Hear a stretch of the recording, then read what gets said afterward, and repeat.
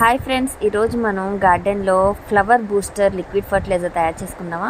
First అయితే బియ్యం కడిగిన వాటర్లో ఇలా అరటిపళ్ళ తొక్కలు చక్కగా చిన్న చిన్న ముక్కలుగా కట్ చేసేసి వేసేయండి. అలాగే ఇంట్లో మనం చక్కగా ఆనియన్స్ని కట్ చేసుకుంటాం కదా కర్రీస్ కోసం, ఆ పీల్స్ అన్నీ కూడా ఇందులో వేసేసేయండి.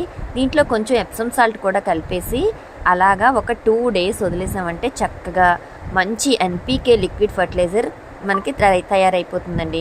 ఇది ఫ్లవర్ బూస్ట్ అనమాట. మన గార్డెన్ పచ్చగా ఆకులతో అలాగే పువ్వులతో మంచి మంచి రంగురంగుల పువ్వులు పూయాలంటే ఈ లిక్విడ్ ఫర్టిలైజర్ ఇవ్వాల్సిందే. చూడండి, గార్డెన్లో ఎన్ని రకాల 4 o'clock ఫ్లవర్స్ అని, దీన్నే చంద్రకాంత ఫ్లవర్స్ అంటారు.